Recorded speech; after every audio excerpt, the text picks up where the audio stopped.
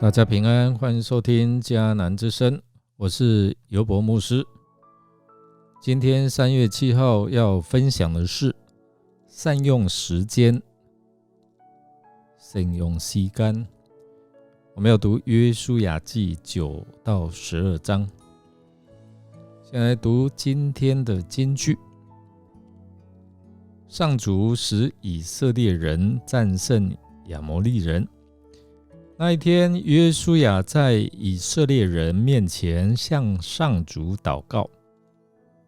太阳啊，停在基遍上空；月亮啊，止住雅雅轮毂。约书亚记10章12节。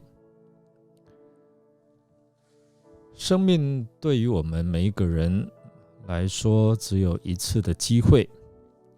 如果你的生命只剩下最后一天，你最想做什么呢？曾经有人预言说2012年是世界末日，很多人都为这一天做好了准备，特别是那一些富豪们，之前没有享受过的生活提前安排好，想吃的东西就去吃，想去的地方就去，就是为了要在这一年和世界一起灰飞烟灭。在网络上有人回答不一样的答案，比如说，我会告诉母亲我是多么的爱她，我走了以后，请她不要伤心。多保重自己的身体，感谢母亲给了我人生的机会和无私的爱。她含辛茹苦把我养大，而我没有给她带来好的生活，为此我深感愧疚。另外有人说，我会握着妻子的手，说爱情是多么的奇妙，把我们2人连结在一块，从此以后我们共享蓝天，共经风雨，无论遇到多大的困难都能共同面对。我要亲口对他说，我是多么的爱他。另外有人说，我会告诉我的儿女和孙辈，让他们战战兢兢，他们来做每件事情，认真的做人，珍惜健康和生命，珍惜亲情和友情，学会忍让，懂得感恩，做对社会有益的人，对家庭有责任心的人。另外有人说，我会给所有的好友打电话，告诉他们我是多么看重这份友谊，因为与他们同行，给我的生命带来的欢乐和色彩，为此我感激不尽。如有对不住他们的言行，请多谅解。有人会打开手机，最后一次认真地看看自己所收藏的部分，同学啊、好友的照片和影片，默默回想他们在过去的音容笑貌、言谈举止，凝视他们现在的容颜、衣着、装饰以及身上的一切，牢牢地记在心里。有人说，假如我的生命将结束，我会尽情地享受这人世间最美好的一刻，轻轻地闭上自己的眼睛，没有牵挂，没有惋惜，没有不舍，心脏像水波一样扩散减弱，直到静止不动。对你而言，你会如何善用这最后一天的时间呢？看看约书亚，他一心一意遵行上帝的吩咐，要将战事解决掉。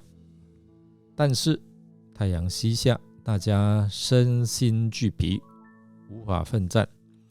眼看日头逐渐西下，但敌人武王还没抓到，他心里非常着急。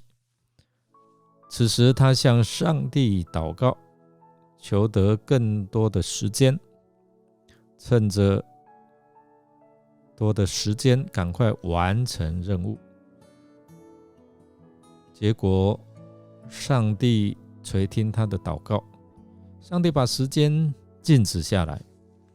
这位创造及掌管时间的上帝明白约书亚和众百姓的软弱与需要，为了要让他们赢得胜利，上帝掌管了时间，照着上帝的时间安排，让约书亚和百姓经历超自然的神迹，经历上帝奇妙的大能。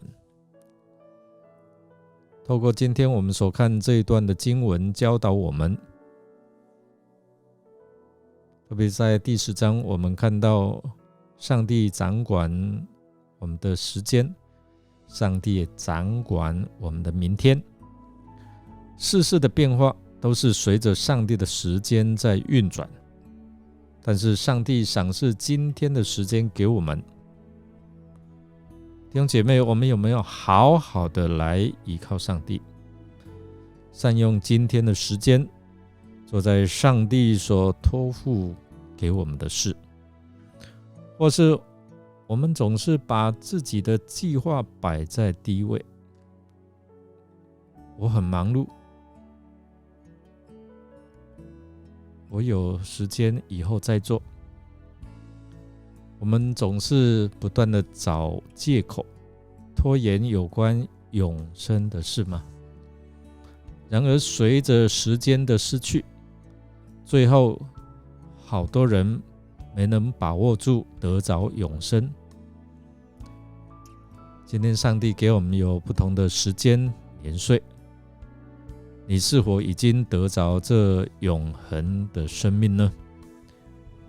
如果你已经得着了，你有没有好好的运用上帝给你的一些时间，用在先求上帝的国和上帝的公义的事情之上呢？